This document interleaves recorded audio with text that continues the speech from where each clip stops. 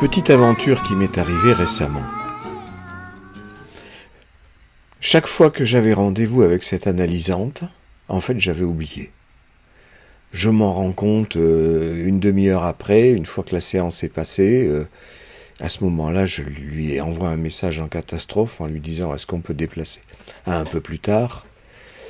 ou j'oublie carrément, et bon, on se rattrape au sens où on retrouve notre rendez-vous, mais comme ça se répète,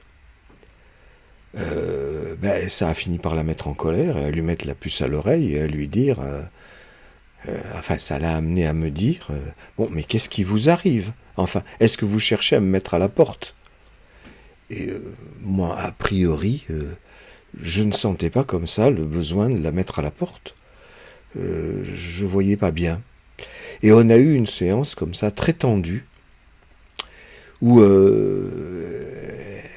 elle a parlé de ça et essayé de parler un petit peu d'elle-même aussi, comme elle faisait d'habitude, mais visiblement avec une grande colère retenue contre moi. Et pendant qu'elle parlait, me revenaient des choses dans ma tête, des choses me concernant, puisque c'est de ça dont je parle ici. C'est pas d'elle, évidemment, comme d'habitude. Et à la fin de la séance, je lui ai dit que, de mon côté, il me semblait qu'il y avait un certain nombre de paramètres inconscients qui avaient pu jouer dans cet acte manqué récurrent, de manquer ces séances, et que je pouvais lui raconter si elle le souhaitait. Elle m'a dit oui, mais on était venu à la fin de la séance, donc je lui ai raconté à la séance suivante, puisqu'elle était toujours d'accord pour que je lui en parle. Il faut d'abord que j'en revienne à ce qui m'est venu pendant cette séance. Il m'est venu que cette analysante-là avait une dette à mon égard, c'est-à-dire de nombreuses années auparavant, elle s'était retrouvée sans un rond, et je l'avais reçue sans payer pendant plusieurs mois, en lui disant vous paierez plus tard, quand vous pourrez. C'est une dette. Je ne vous fais pas des séances gratuites, je vous fais des séances à paiement différé. Elle m'avait dit ok. Seulement, ça faisait des années qu'on n'en parlait plus. Et tout récemment, je lui avais rappelé cette dette, parce que ça me restait dans un coin de la tête quand même, et elle m'avait dit l'avoir complètement oublié. Je lui ai donc rappelé, elle a admis qu'il y avait cette dette entre nous et qu'elle allait penser à y remédier. Et puis plusieurs séances se sont passées sans qu'elle en reparle non plus. Et donc je me suis dit, voilà, c'est pour ça. C'est parce que quelque part, elle ne me paye pas. Et effectivement, on en était à ce moment-là à des séances par Skype, donc des séances où elle ne me payait plus, évidemment, puisqu'elle n'était pas là, mais elle n'avait absolument pas à nouveau reposé la question de « mais comment je vais faire pour vous payer ?»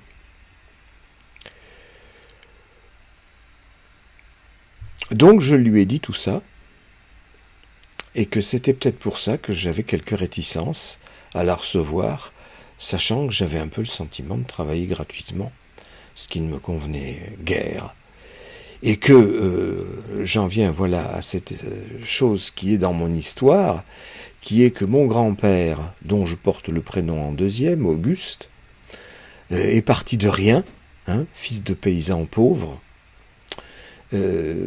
s'engageant à Marseille sur les bateaux qui font le commerce avec l'Extrême-Orient, s'engageant comme mousse, c'est-à-dire le plus bas de la hiérarchie,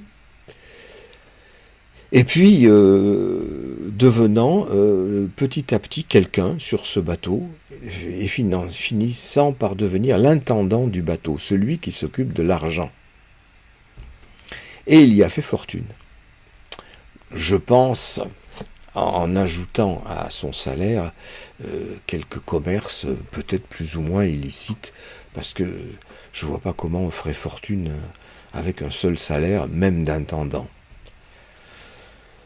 Mais ça c'est une pure hypothèse, il n'en a jamais parlé, même mon père n'en sait rien. Et il est devenu donc entrepreneur, À une certaine époque de sa vie, il a arrêté de naviguer sur les bateaux. Il avait une usine de chaussures à Marseille et un hôtel dans les Alpes de Haute-Provence. Donc, revenu confortable, mon père est venu au monde dans une famille riche. Et puis, à un moment, mon père était adolescent, son propre père a tout perdu. Il s'est retrouvé sans un rond, sans possibilité de retrouver un travail, sans chômage, sans retraite. Mon père a donc dû emprunter de l'argent pour faire ses études et pour subvenir aux besoins de ses deux parents qui n'avaient plus rien. Et ma grand-mère est restée avec nous jusqu'à ce que mon père ait atteint l'âge de quelque chose comme 54 ans. La mort de ma grand-mère, quoi. Époque à laquelle j'ai senti un immense soulagement dans l'ambiance de la famille. Ça faisait une bouche de moins à nourrir quand même. Et mon père, en plus, avait gradé dans son métier à cette époque-là et était arrivé aussi à la fin, enfin, du remboursement de la somme d'argent énorme qu'il avait dû emprunter quand il était jeune. Donc, double soulagement. Et c'est pour ça que quand je suis né, j'ai été nommé Richard. Celui qui était en charge de refaire la richesse de la famille.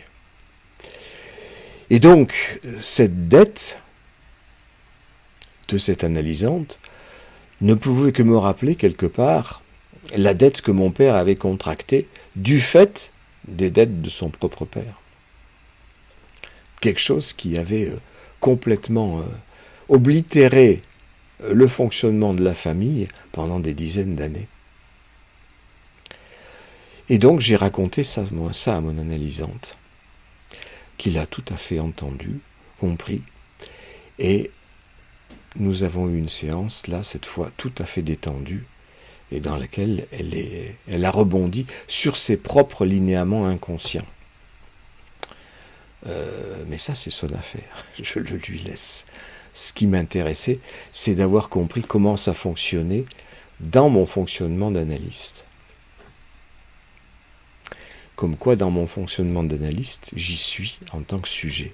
Je ne peux pas en faire abstraction parce que l'inconscient, il est inconscient par définition, et les actes manqués que je faisais en loupant ces séances, je n'y pouvais rien, je ne savais pas pourquoi au départ. Il a fallu qu'il y ait ce moment de colère entre nous pour que ça ressurgisse. Donc, c'est incontournable. Il y a du contre-transfert, et ce contre-transfert doit être analysé. Du moins, est-ce mon option, et je sais qu'elle est rare dans le champ analytique, voire unique.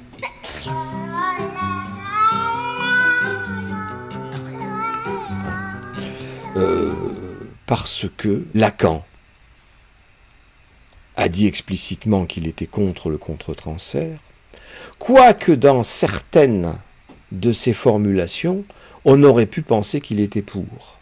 Ce sont ces formulations sur lesquelles je me suis jeté quand j'étais plus jeune, parce que je voyais bien que le contre-transfert était incontournable, puisque ça me tombait dessus régulièrement.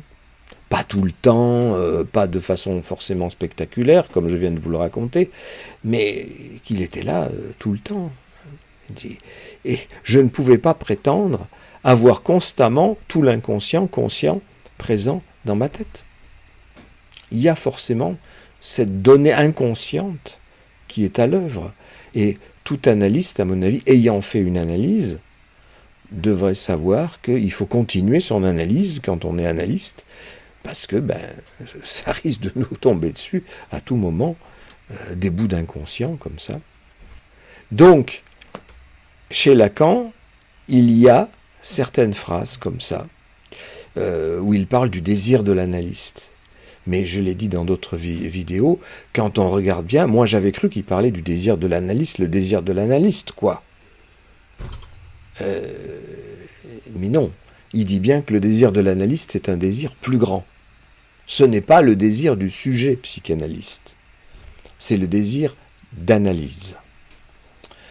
À un autre moment, j'ai réussi à dénicher une phrase où il dit, il parle de quelqu'un, d'un analyste qui a écrit un article dans lequel cet analyste dit qu'il a eu un rêve qui était la reproduction du rêve de son analysant.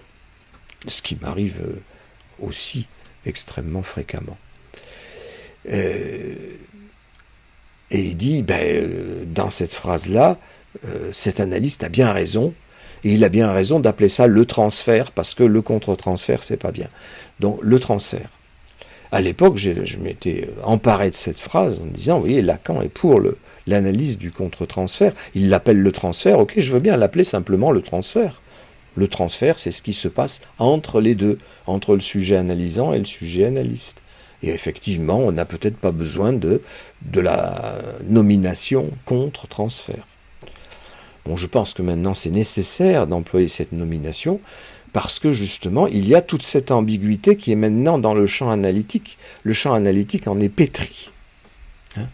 Et la plupart des analystes se retrouvent très soulagés de ne pas avoir à s'analyser eux-mêmes en tant que sujet analyste, analysant de leur propre pratique d'analyste. Je l'ai vu dans les 50 000 groupes d'analyse de la pratique que j'ai pratiqués, et même dans mes contrôles, puisque avec mon premier contrôleur, chaque fois que je commençais à aborder mon propre désir, après avoir parlé de mon travail avec tel ou tel analysant, eh bien quand je n'arrivais à parler de mon propre désir, mon contrôleur me disait « Oh là là, non, vous n'en parlez pas, ça vous en parlez avec votre analyste. » Voilà, hop, tabou. Quand on est analyste et qu'on fait l'analyse dans ce qu'on appelle un contrôle, eh bien, il ne faut pas parler de soi. C'est le paradoxe le plus absolu que je connaisse de la psychanalyse, mais que l'on doit effectivement en grande partie à Lacan et à son refus du contre-transfert. Bien qu'il ait par moments, donc, comme je viens de le rappeler, des phrases, des endroits où l'ambiguïté est suffisante pour qu'on puisse penser que il aurait pu, par certains côtés, être plutôt du côté de l'analyse, du transfert, du désir de l'analyste comme tel. Transportons-nous 10 ans auparavant, en 2010, je commençais à faire partie d'un regroupement d'analystes qui s'appelle le Salon Oedipe. J'y trouvais un accueil, une ambiance assez correcte, je dirais, de tolérance à l'égard de beaucoup de choses. Mais tout tournait dans ce salon, autour des livres. C'est-à-dire qu'une fois par mois, il y avait une réunion autour d'un livre de psychanalyse avec l'auteur. Et il y avait un petit speech au départ, et ensuite il y avait discussion avec l'auteur. Petit speech de quelqu'un qui présentait un livre et ensuite interrogeait l'auteur. Moi-même, j'y ai été convié pour 2 de mes livres, où d'ailleurs on m'a un petit peu asticoté, parce que justement dans mes livres, je parle de ça, de mon désir, de moi-même, et de mon désir d'analyste, qui n'est pas seulement des désirs d'analyse, et ça leur restait un petit peu en travers de la gorge. Mais admettons, au moins, ils m'avaient reçu, ils avaient lu mes livres, et il y avait eu présentation de ces 2 livres. Néanmoins, j'ai fini par en partir, parce que c'est là où, à force de m'entendre parler de moi et de mon désir dans ces groupes d'analyse de la pratique issus du Salon Oedipe, groupe que j'avais initié d'ailleurs, eh bien on a fini par me traiter de psychotique.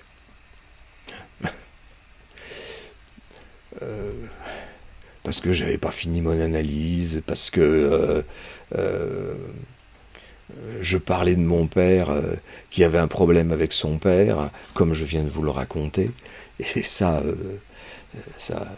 forclusion du nom du père, tout ça, on m'avait dit explicitement, oh là là, le nom du père est pas bien accroché chez toi. Voilà. Parce que je parlais de moi, donc ça pouvait être que complètement fou.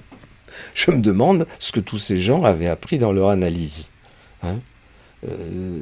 Moi, j'y ai appris que parler de soi, c'est justement ça, le rempart contre la folie totale. C'est-à-dire admettre, parler de sa propre folie et l'admettre, en faire quelque chose. Quand je dis l'admettre, je ne le prends pas comme un précepte moral, où il faut que, hein, non. Mais il se trouve que plutôt, en parlant de sa propre folie, eh bien, on trouve un modus vivendi avec. On s'en débrouille, on fait avec.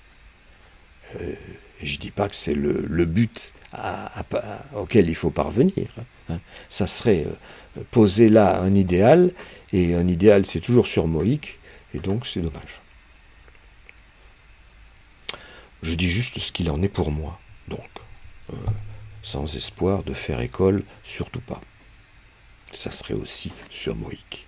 Hein. Vouloir faire corpus dogmatique comme le font toutes les autres écoles. Et donc ça tournait, toutes ces réunions du salon Oedipe, autour des livres. J'ai aussi, avec le temps, au début j'allais à toutes ces réunions, à la fin j'y allais plus parce que les livres défilaient les uns après les autres, on les trouvait tous formidables, sauf peut-être les miens, et ils racontaient tous la même chose, ces livres. C'est-à-dire ça faisait des perroquets de Lacan, des perroquets de Freud, ça faisait des beaux livres, tout plein de citations, tout plein de compilations de livres, et on ne parlait que de livres. Et si je n'avais pas initié ce groupe de cliniques en à côté, on n'en aurait jamais parlé à cet endroit-là. Mais c'est à peu près ce que j'ai fait dans tous les groupes où je suis passé. Je viens de dire clinique, je préfère dire pratique, hein, comme je le dis toujours, je laisse la clinique aux médecins. Je ne suis pas médecin et la psychanalyse n'est pas la médecine. Voilà, mais comme eux, ils disent groupe clinique, c'est comme ça que ce mot m'a échappé. Et donc, outre le fait de s'intéresser à des bouquins, donc j'ai cessé d'y venir tellement ça me pompait l'air sur la fin, d'entendre toujours les mêmes choses. Une fois par an, ou tous les 2 ans, je ne sais plus, on s'intéressait à un livre de littérature cette fois, et pas à un bouquin de psychanalyse, un grand classique de la littérature, où tous les membres du salon Oedipe étaient invités à réfléchir sur ce livre, et à faire part de ces réflexions au cours d'un colloque, qui se tenait dans une ville à l'étranger en général, c'est-à-dire sur les lieux où s'était conçue cette œuvre. J'étais rentré dans le truc, pourquoi pas ? En me disant, après tout, je préfère plancher sur un bouquin de littérature que sur un bouquin de psychanalyse qui serait encore réfléchir sur un bouquin qui réfléchit sur des bouquins, et on n'en sort pas. Encore qu'il y a quelques bouquins qui arrivent à réfléchir sur les autres, c'est-à-dire qui parlent de clinique, mais de parler de soi, c'est jamais. Ça, nul bouquin, ni nul membre de cette école, mais comme dans les autres écoles, n'en parle. C'est tabou. Et donc, je suis quand même rentré dans ce jeu. Le premier bouquin ayant été mis en jeu étant le Don Quichotte de Cervantes. Je l'avais jamais lu. Je me disais, c'était l'occasion. Lire un roman. Et un roman comme ça, pourquoi pas ? Effectivement, ça m'a intéressé, hein, bien que ce soit un livre du XVIe ou XVIIe siècle, je ne sais plus. Eh bien, c'est un livre qui m'a bien plu, qui est drôle, qui est plein de péripéties, et qui donne à réfléchir, effectivement. Et qui donne à réfléchir à quoi ? Enfin, tout le monde connaît, même si on ne l'a pas lu, l'épisode de Don Quichotte chargeant avec sa lance les moulins à vent, qu'il prend pour des géants. C'est typique de ce sur quoi nous travaillons tous, les psychanalystes, à savoir que le délire peut mettre dans la réalité une image que l'on prend pour une image menaçante et contre laquelle on va se battre ou s'enfuir, c'est selon. Hein, et ça, c'est pas réservé à ce que certains appellent la psychose. Nous tous, nous avons nos fantasmes, nos féeries, nos croyances, nos moulins à vent. Même si nous ne les voyons pas directement dans la réalité, il y a des tas de choses qui font partie de nos croyances et qui sont rien d'autre que des croyances, auxquelles on peut croire comme fer, comme si c'était la réalité. À commencer par cette croyance qu'il ne faut surtout pas parler de soi quand on est analyste. Ça, c'est un des moulins à vent de la psychanalyse. Et l'article et ma communication à ce colloque s'appelait « Don Quichotte, c'est moi ». Parce que je me reconnaissais tout à fait en celui qui ose affronter les fantasmes, mais tout en sachant que ce sont des fantasmes. Pas comme Don Quichotte, qui croit que ce sont réellement des géants. La meilleure façon de l'affronter, c'est justement mon incroyance. Tout en croyant que chez moi, il doit y avoir encore des zones comme ça où je crois à des trucs. Par exemple, je crois à la nécessité de parler de soi, et publiquement. Mais c'est une croyance que je n'essaierai pas d'imposer, puisque je ne peux même pas en faire état dans les écoles de psychanalyse, sans me faire engueuler, insulter et mis sur la touche. Parce que leur croyance est contraire. Et il se passe donc ce qui se passe dans les religions, c'est-à-dire que quand quelqu'un n'émarge pas au dogme tel qu'il est énoncé, eh bien, il est brocardé, mis sur la touche, voire exclu, excommunié. Lacan s'en est plein, il a appelé ça son excommunication de l'International Psychoanalytic Association. Et néanmoins, tous ses successeurs font de même, c'est-à-dire qu'ils excluent ceux qui ne sont pas dans la droite ligne du lacanisme. C'est normal, hein, ça se reproduit, c'est les sociétés humaines qui sont comme ça. On aurait pu espérer que chez les analystes ça soit un peu différent, mais non, ça ne l'est pas. Les analystes sont des hommes comme les autres, et des femmes comme les autres. Et donc, pour ce colloque, qui devait se situer à Alcalá, Alcalá c'est une petite ville non loin de Madrid, dans laquelle vivait Cervantes, et où il a écrit donc ces 2 tomes de Don Quichotte. Et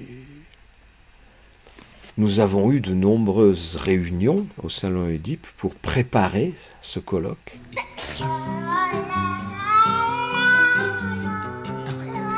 Et j'ai réussi à faire en sorte qu'on y parle, au moins de temps en temps, du désir de l'analyste. Et de ce que ça voulait dire, en tout cas moi je disais ce que ça voulait dire pour moi. Et ce que j'entendais en face, par exemple, Delia Cohen, la présidente, disait explicitement quand je suis à mon travail d'analyste, comme analyste et comme femme analyste, j'y suis, mais comme femme, je n'y suis pas. Voilà, c'est le fameux clivage, inauguré par Lacan. Il n'y a pas de contre-transfert, donc moi en tant que sujet, je n'y suis pas.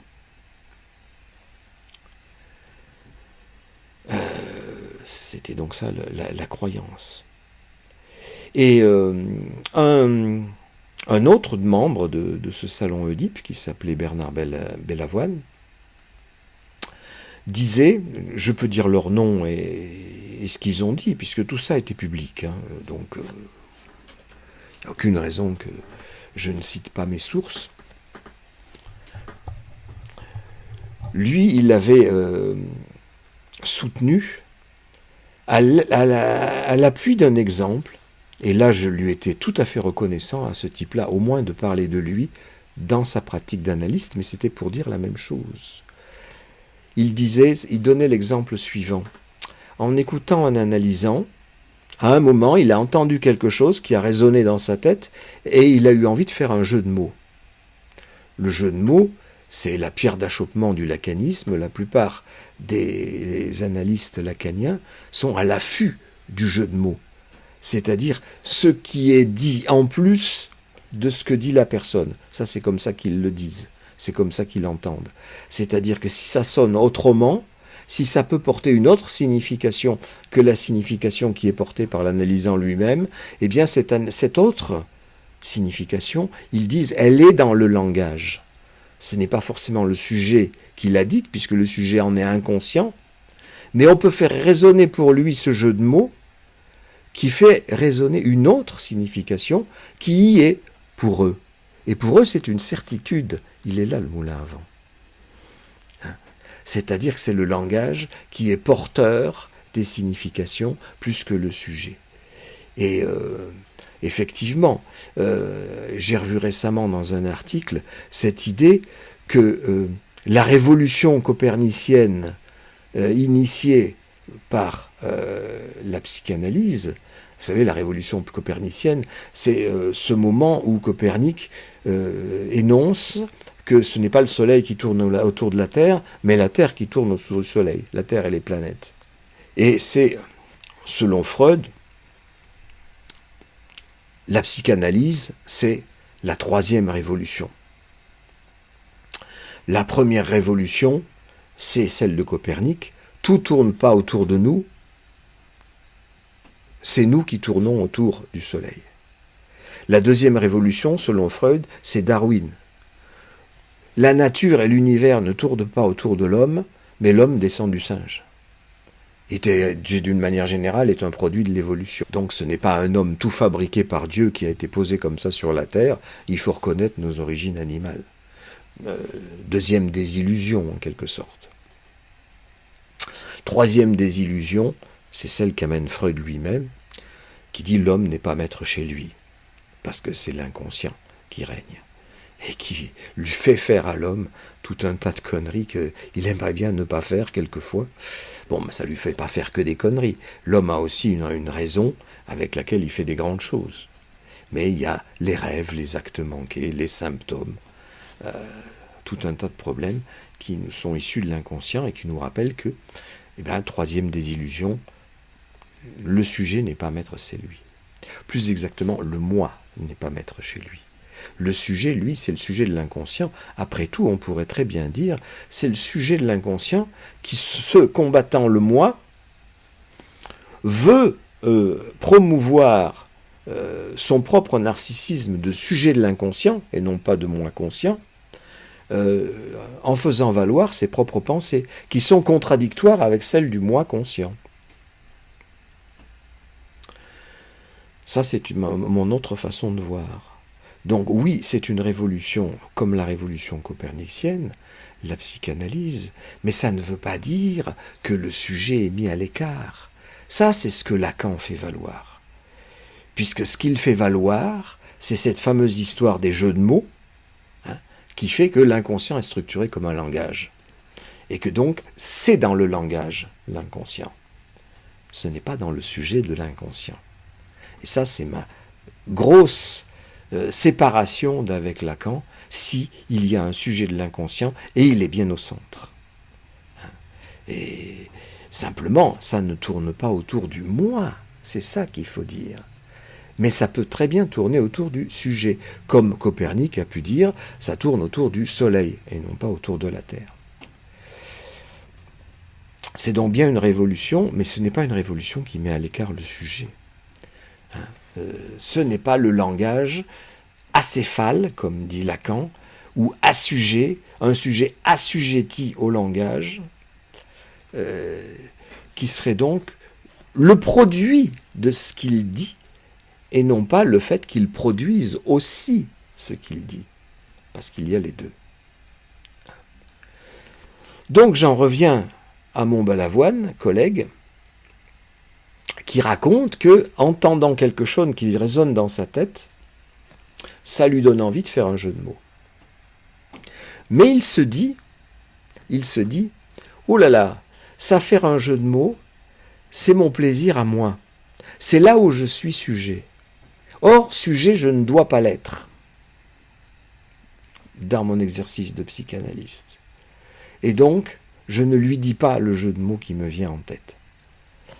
Je me dis bravo, contrairement à énormément d'analystes qui n'hésitent pas à reprendre comme ça la parole de quelqu'un pour lui faire résonner autre chose que ce qu'il a dit. Ce qui n'est pas forcément juste. Ça peut l'être, parfois, mais je dis rarement. Enfin, c'est mon expérience qui me le fait dire. Je suis là pour transmettre mon expérience. Voilà, vous en faites ce que vous en voulez. Moi, je vous le dis. C'est rare. Donc, réduire toute la pratique du psychanalyste à entendre des jeux de mots, c'est détourner complètement la psychanalyse de la découverte freudienne. Et de cette révolution copernicienne qu'a été la découverte freudienne. Ah oui, découverte, révolution copernicienne, je précise encore un truc, par le fait que la révolution de Freud, c'est justement d'avoir remis ce sujet de l'inconscient au centre, alors qu'il était complètement évacué par tous les travaux précédents. Pour les psychiatres, le sujet, ils en font un objet d'étude. Pour les psychologues, c'est pareil. La psychologie expérimentale, la psychologie comportementaliste, c'est quoi? C'est prendre le sujet en objet. C'est donc passer à côté du sujet, puisque c'est le transformer pour en faire autre chose. C'est vouloir faire science, là où la science est justement impossible, puisque toute science se manifeste du fait d'exclure le sujet. Or, Freud, scientifique de formation, pour la science, remet le sujet au centre, en se rendant compte qu'on ne peut pas exclure le sujet quand on étudie le sujet, d'où il pond la Traumdeutung, où il parle de lui-même. Sujet. Donc il remet bien le sujet au centre.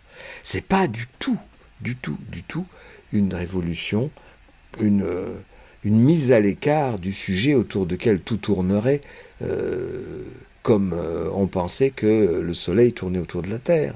Non, c'est juste un décalage entre sujet moi conscient et sujet de l'inconscient. J'espère avoir été suffisamment clair. Alors moi, il m'arrive parfois de souligner une résonance qui me semble entendre, en forme de jeu de mots, mais juste en reprenant le mot de la personne, et sans imposer la signification autre que moi j'y entends.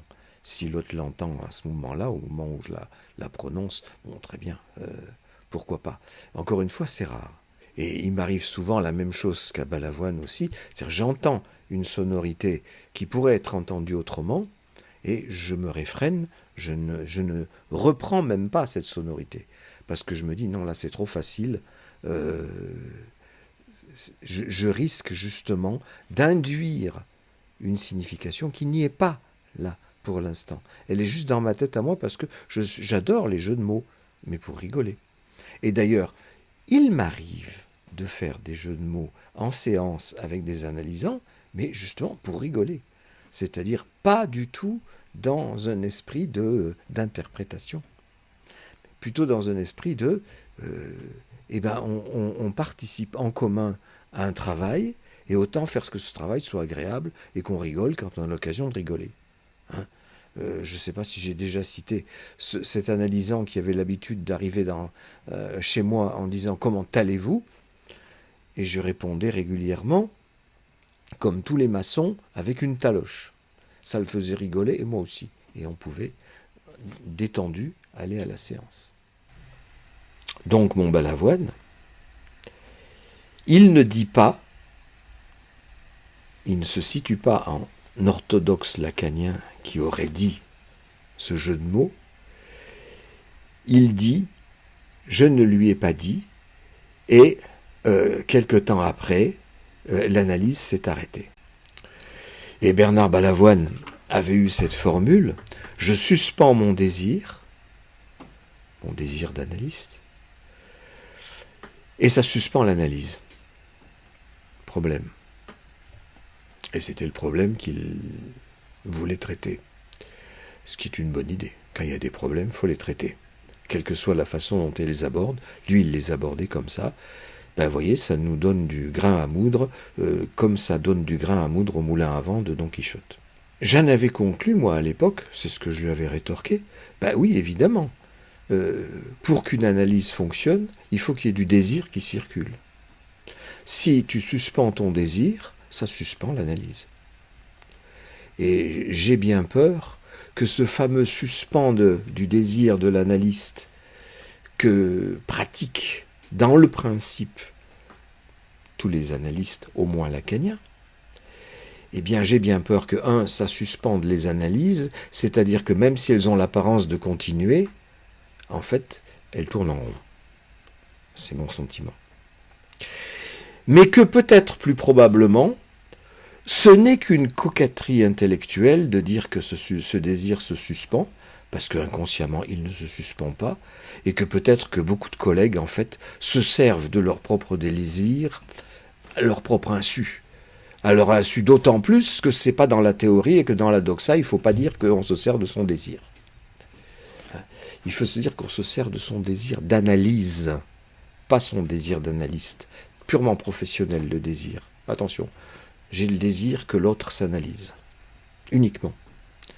Je vous ai raconté dans pas mal d'exemples, dont celui d'aujourd'hui, avec cette histoire de dette.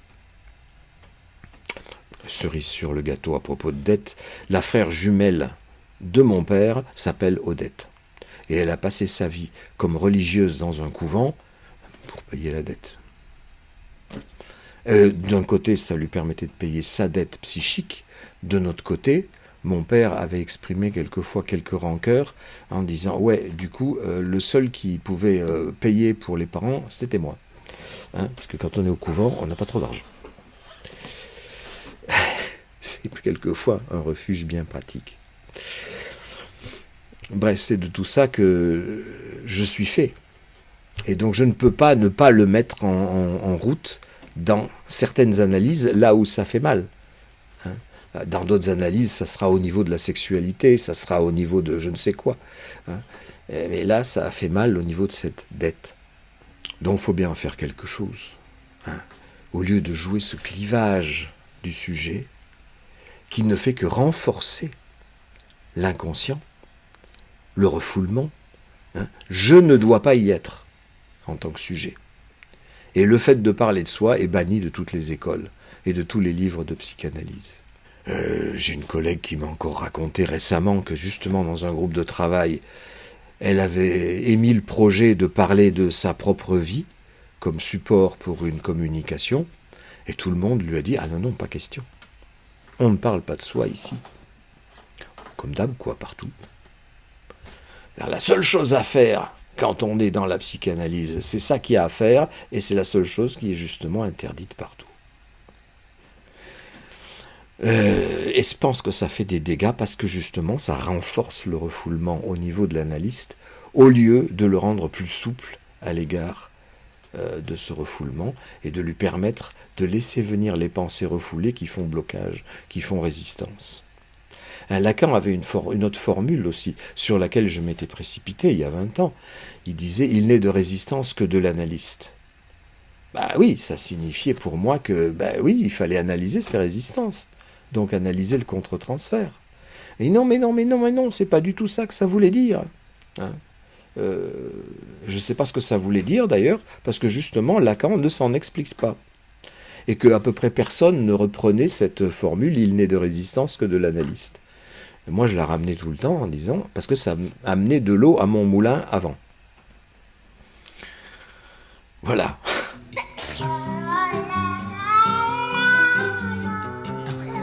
Et le problème des moulins à vent, c'est celui qu'il y a entre réalité et fantasme.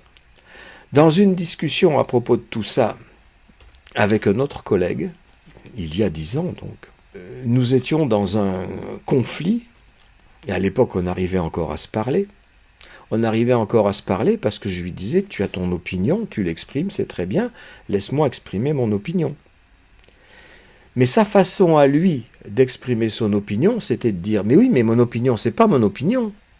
C'est la réalité des choses. » Et il allait même plus loin. Il disait « C'est une réalité physique. »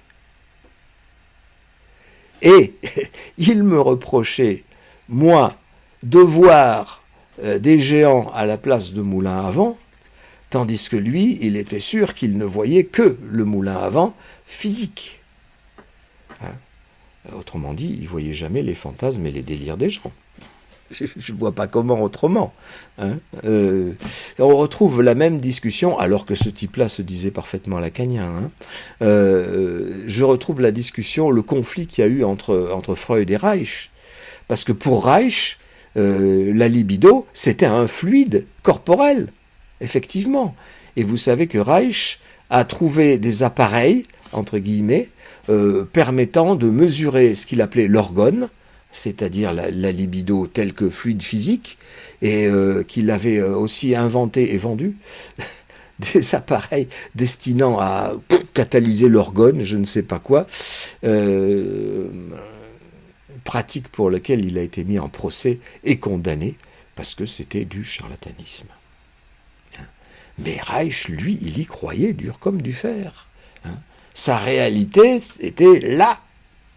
Alors que pour Freud, la réalité, c'était bien souvent le fantasme. Ce qu'il fallait reconnaître, non pas comme réalité de moulin à vent, mais reconnaître que, quelquefois, je vois des géants là où il y a des moulins à vent. Par exemple, dans mon histoire de dette, eh bien pour moi, cette dette est un géant de mon histoire. Quand ça revient, je crois voir revenir ce géant qui a surplombé mon père de l'ombre de son propre père pendant toute sa vie. Mais heureusement, je m'en suis aperçu. Et je peux dire, oui, donc là, je colle une réalité supplémentaire imaginaire, qui est la mienne, sur la réalité de cette dame, qui est la sienne. Elle a ses propres trucs avec les dettes.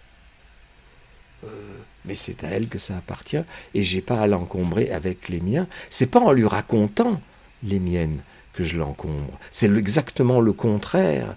C'est en lui racontant que justement elle peut arriver à faire la part des choses. Et que je peux arriver moi aussi à faire la part des choses. Il y a ce qui vous appartient et ce qui m'appartient. Parce que suite à ma communication de ce qui faisait résistance pour moi, elle a rebondi d'une manière tout à fait magnifique sur ses propres difficultés à elle, sans plus confondre justement. Parce qu'on me dit souvent, vous influencez les gens, vous risquez de leur faire passer vos propres croyances, etc. Non, c'est exactement le contraire.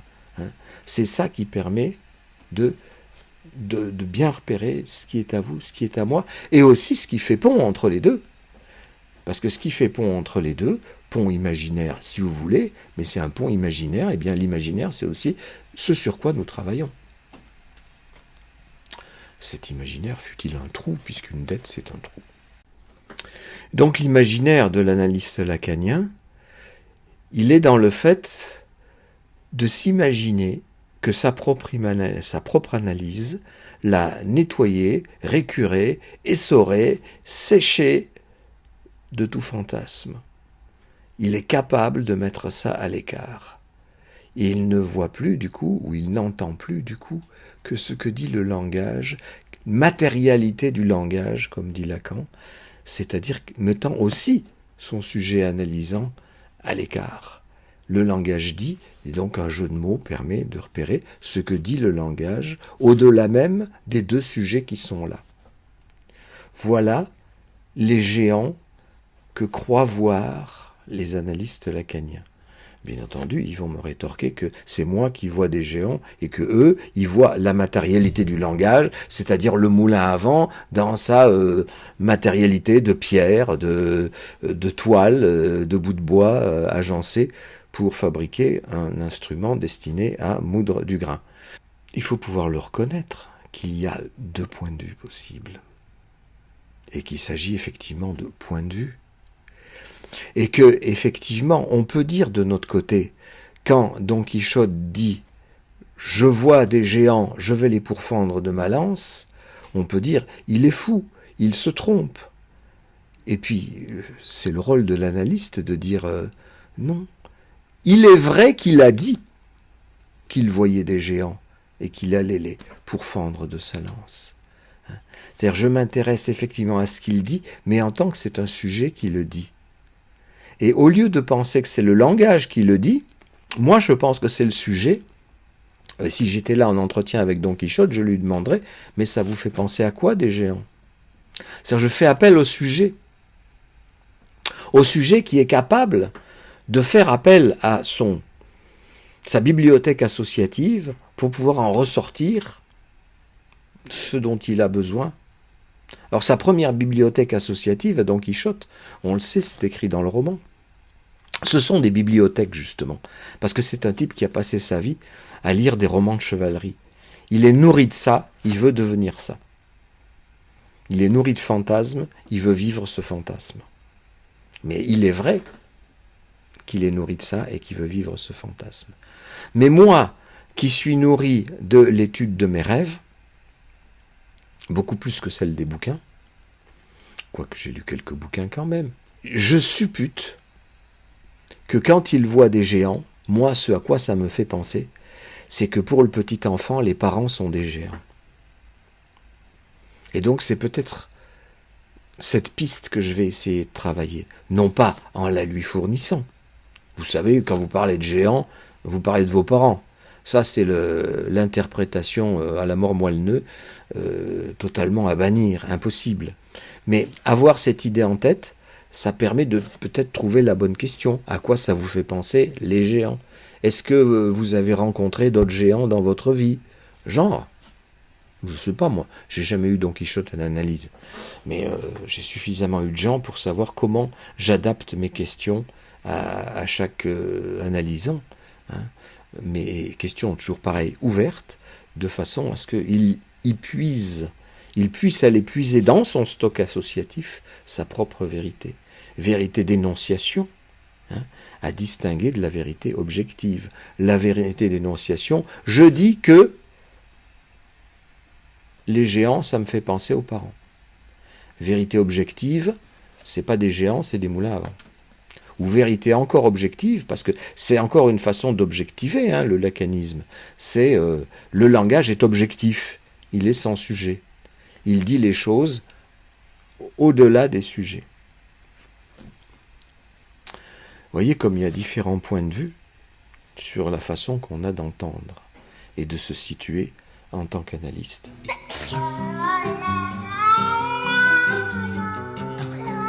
Alors, j'ai dit que j'avais jamais eu Don Quichotte en analyse. C'est un point de vue. L'autre point de vue, c'est que je l'ai bien eu en analyse, puisque j'ai lu le roman et j'ai fait une analyse du roman. Bien entendu, c'est un personnage qui n'a pas existé. Et je ne prétends pas du tout faire l'analyse de Cervantes à travers l'analyse de Don Quichotte. Ça serait complètement fou aussi. Ça serait voir là aussi des géants à la place de moulins à vent. Néanmoins, je peux émettre quelques idées interprétatives à propos du personnage, parce que c'est devenu un personnage ancré dans la culture, et ancré dans la culture encore plus loin que ce que vous pensez. Je vais essayer de vous en donner quelques idées. Parce qu'après tout, qu'est-ce qu'un chevalier? Un chevalier, c'est quelqu'un qui se fout un énorme truc très puissant entre les jambes, et qui, pour faire bonne mesure, se rajoute une lance très puissante également, avec laquelle il va perforer les 10 géants. Par où moi j'entends que si les géants sont les parents, eh bien il a un gros désir à la fois de baiser les parents, rentrer son phallus dedans, et aussi de les tuer. Puisque vous savez que le complexe d'Oedipe, c'est ça. Hein. C'est vouloir baiser l'un, et pour ça il faut tuer l'autre. Mais comme on a aussi quelque tendresse à l'égard de celui qu'on veut tuer, ça invite aussi à le baiser lui et à tuer l'autre. C'est croisé tout le temps, hein. C'est complexe. C'est complexe et c'est pas forcément stable dans le temps. C'est-à-dire que c'est un fantasme, l'Oedipe dont on parle, qui évolue dans le temps, qui peut être comme chez moi, que j'ai repéré que à ma naissance, ma mère n'a pas pu s'occuper de moi, abcès au sein, c'était un rejet complet. Donc j'ai envie de la tuer pour ça. Mais qu'ensuite, elle s'y est mise. Et donc, en tant que petit enfant, j'ai été très bien avec ma mère. elle jouait avec mon zizi. J'ai des souvenirs de ça dans ma tête. Hein. Et ça me faisait très plaisir, ça me faisait rigoler aux éclats. Donc, après m'avoir rejeté, elle m'a repris et elle m'a vraiment aimé comme une mère, presque une amante aime son petit. C'est souvent comme ça, si ce n'est tout le temps. Hein. Et puis une fois que j'ai eu dépassé 5 ans, eh ben, elle m'a rejeté à nouveau parce que je pense que j'étais trop autonome. Je n'étais plus un complément de son corps. Je n'étais plus phallus de la mère. Hein. Enfin, qui surcroît phallus de la mère. Qui a un phallus doublement intéressant. Et elle m'a plus ou moins délaissé.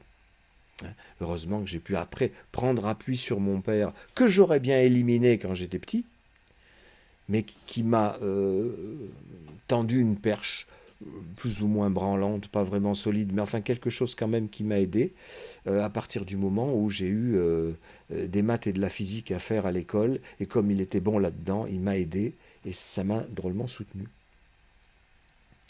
C'était une façon de me montrer qu'il m'aimait aussi quelque part. Et donc là, j'aurais pu avoir envie de tuer ma mère parce que j'aimais mon père. Donc ce sont des choses qui évoluent. Hein. Et la condensation de cette chose, de ces choses qui évoluent, peut se représenter dans cette figure de Don Quichotte qui veut, avec sa lance, à la fois baiser les moulins à vent et en même temps les tuer. Hein. Contradiction dont nous sommes pétris tous.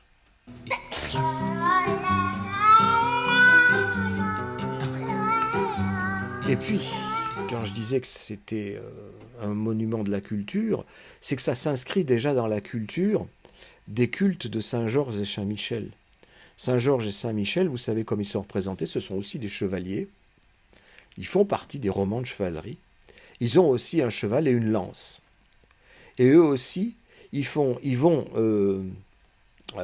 transpercer non pas des moulins à vent, mais des dragons. C'est la même chose, c'est du fantasme.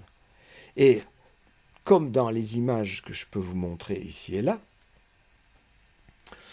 la lance, telle qu'elle est représentée, rentre toujours dans la gueule du dragon. On pourrait se demander pourquoi. Après tout, ça pourrait lui transpercer le flanc, la poitrine, le ventre. Non, c'est toujours dans la gueule du dragon que ça s'enfonce. Autrement dit, le dragon représente quoi? Le féminin comme tel, c'est le vagin denté. Hein, le phallus comme lance s'enfonce là-dedans. Et c'est à la fois pour tuer la menace de castration et en même temps pour la représenter. C'est-à-dire être capable de produire un acte sexuel sans impuissance, puisque c'est ce qui nous menace tous en tant que figure de la castration. Si on arrive à tuer le dragon de la castration, on peut arriver à faire l'amour à une femme. Et dans toutes ces peintures des siècles précédents Don Quichotte, on retrouve toujours la femme que Saint-Georges ou Saint-Michel vient délivrer, parce que cette femme est prisonnière du dragon, c'est une jeune fille toujours. Hein, et une fois que le héros a délivré la jeune femme, eh bien, selon certaines légendes, le dragon est mort, mais selon certaines autres légendes, il est apprivoisé et la dame le tient en laisse. Autrement dit, c'est une figure, effectivement, qui indique que c'est bien de la femme dont il s'agit quand on parle du dragon. Hein, la femme est un représentant de ce que pourrait être la castration. Donc c'est ça aussi qui est en jeu dans la lance de Don Quichotte et dans les géants qui sont là. Parce que lui-même, il fait tout ça pourquoi? Pour Dulcinée. Dulcinée, sa fiancée imaginaire, qu'il n'a jamais vue. Et à chaque fois qu'il accomplit un exploit, entre guillemets, il pense à écrire et à envoyer un messager portant une missive où il raconte l'exploit qu'il vient d'accomplir. Il fait ça pour une femme, hein, comme Saint-Georges et Saint-Michel. Voilà dans quoi ça s'inscrit dans une lignée culturelle, hein, qui est au fondement de notre civilisation et des civilisations en général, parce que les autres peuples ont d'autres mythes, d'autres contes et légendes qui racontent les mêmes choses, sous les formes adaptées à ces autres climats.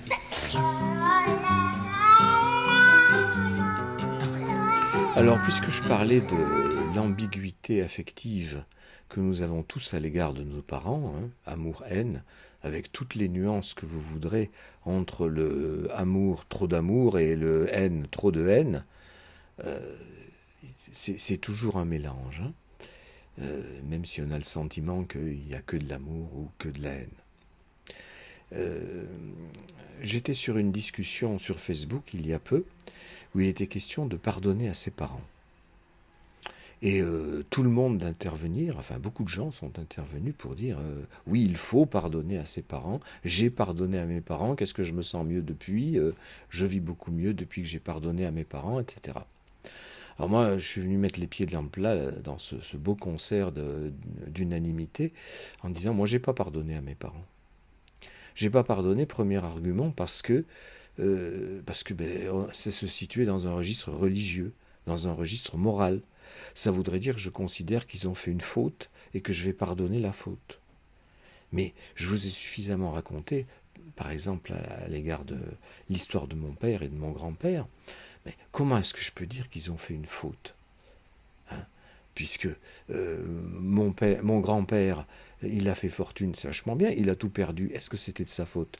Peut-être que oui, peut-être qu'il a mal géré, mais peut-être que c'était la crise de 29, ou alors son trésorier qui a fait des malversations. Est-ce que je sais, moi? J'en ai aucune idée. Et mon père encore moins. Il s'est retrouvé du jour au lendemain avec plus rien. Il a fait des emprunts. Est-ce qu'il y peut quelque chose? Mais ça a pesé sur ses épaules, et donc sur les miennes.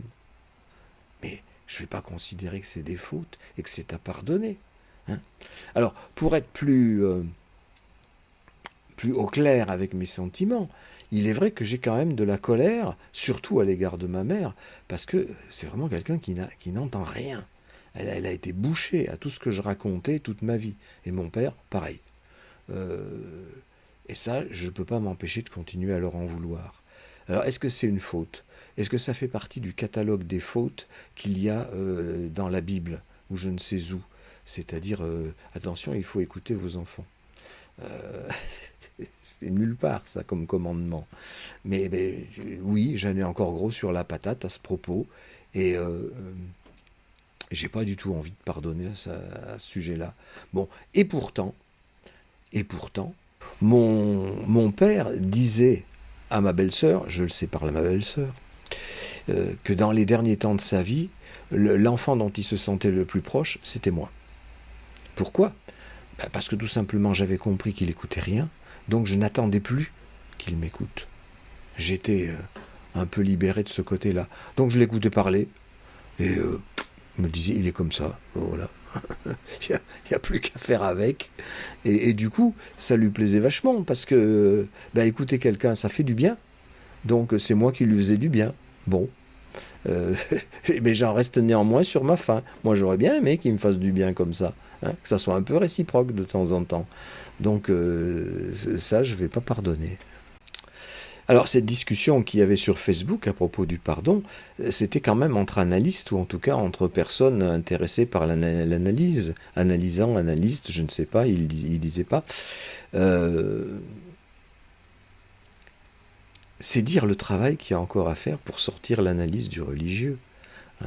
La religion, quelle qu'elle soit, n'est jamais que la façon de faire avec le psychique, quand on ne sait pas faire autrement. L'analyse propose une autre façon de faire avec le psychique, une façon qui sort du registre de la morale et de la faute. Mais je m'aperçois, notamment dans les écoles, à quel point il y a du dogme, à quel point il y a des moulins à vent que l'on prend pour des géants, et qui font encore office de dogme et donc de religion. Il y a vraiment encore beaucoup de travail à faire de ce côté-là. Alors, je ne dis pas il faut sortir des religions. S'il y a des gens qui ont besoin des religions pour faire avec leur psychique, mais grand bien leur fasse, je respecte. Je dis juste que la psychanalyse propose une autre solution. Qui plus est une solution qui permet de garder sa religion si on en a une. Après tout, l'analyste ne vous demande pas de cesser de croire à autre chose. Certainement pas. Alors, quand ma mère est morte, ou qu'elle était mourante plutôt, hein, un jour que j'étais avec elle dans la chambre d'hôpital, j'ai fait sortir tout le monde et j'ai dit à ma mère, ok, tu vas t'en aller, j'ai 2-3 choses à te dire. En particulier, bon, tu sais très bien que ça n'a pas été tous les jours facile entre nous. Eh ben, écoute, t'en fais pas parce que c'est comme ça pour tout le monde. Voilà. C'est difficile de se comprendre, de s'entendre entre parents et enfants. Voilà. C'était pas un pardon, c'était un constat d'un état des lieux. À ce moment-là, je lui en voulais plus du tout. Maintenant, quand je refais des rêves qui me ramènent à l'époque où elle s'était pas trop occupée de moi, eh bien, il y a de la colère de cette époque-là qui revient. Et je ne vois pas pourquoi je la nierais, cette colère. Elle existe aussi toujours. Ça fait partie de l'ambiguïté des sentiments. Tous les sentiments sont possibles à l'égard de la même personne. Et quand j'ai dit sur cette page Facebook que je rêvais encore, presque toutes les nuits, que je baisais avec ma mère et que je tuais mon père, ou que je remontais dans l'utérus de ma mère, ça a amené des réactions du genre « on vous souhaite des rêves moins tourmentés quand même ». Voilà, comme si il y avait là aussi une norme, une doxa, comme quoi il faudrait sortir de l'Oedipe. Et que le complexe d'Oedipe soit dissous, comme disait Freud. Alors, je l'ai déjà dit à de nombreuses reprises, là-dessus Freud il s'est trompé. Le complexe d'Oedipe ne se dissout pas, il se refoule. Et il ressurgit régulièrement dans les rêves. J'en ai fait l'expérience. Je ne peux pas dire autre chose puisque c'est mon expérience. Libre à d'autres d'avoir d'autres expériences si ça leur convient. Mais en ce qui me concerne, c'est ainsi. Et la différence, c'est que ces gens pensaient que mes rêves d'Oedipe étaient des rêves tourmentés. En fait, ils ne le sont plus du tout. Ils l'ont été à une époque. Parce que c'était terrible de s'apercevoir de choses pareilles. Hein, je me rappelle la nuit où je me suis réveillé après avoir rêvé précisément ça, que j'avais tué mon père et que j'avais couché avec ma mère, et où pendant 5 minutes encore après mon réveil, j'étais persuadé que c'était la réalité. Et j'en étais, mais dans une angoisse folle. Maintenant, je rêve de ça, mais ça passe comme une lettre à la poste. C'est un rêve. Ah ouais, comme d'hab. Et je suis toujours surpris des inventions de l'inconscient pour le présenter toujours sous une autre forme. Mais je reconnais toujours la même chose. C'est ma structure, c'est moi-même. Et donc, qu'est-ce que je vais aller parler de pardon quand ce que j'ai dans la tête, c'est avoir envie de baiser ma mère et de tuer mon père. Et inversement. Mais ça, c'est moins fréquent chez moi. Mais chez d'autres, ça peut être plus fréquent ou à l'envers. Bon, on n'en est pas là. Moi, j'en suis juste à un constat. C'est comme ça. Ça fait partie de mon identité. Et je ne vais pas, au nom d'une norme, qu'il faudrait que l'Oedipe soit résolu, m'obliger à dire, c'est-à-dire renforcer le refoulement, que ça y est, j'ai réglé mon Oedipe, on n'en parle plus, c'est fini. Et ça fait partie, justement, des doxas qui règnent dans les écoles analytiques, où on a fini son analyse, ça y est, les problèmes sont résolus, on peut les mettre de côté, on peut être analyste en mettant de côté son sujet. Vous voyez comme toutes les choses se recoupent, et comment je ne peux que vous transmettre ce qu'il en est de mon expérience à vous moudre le grain qui vous convient pour faire le pain qui vous nourrira.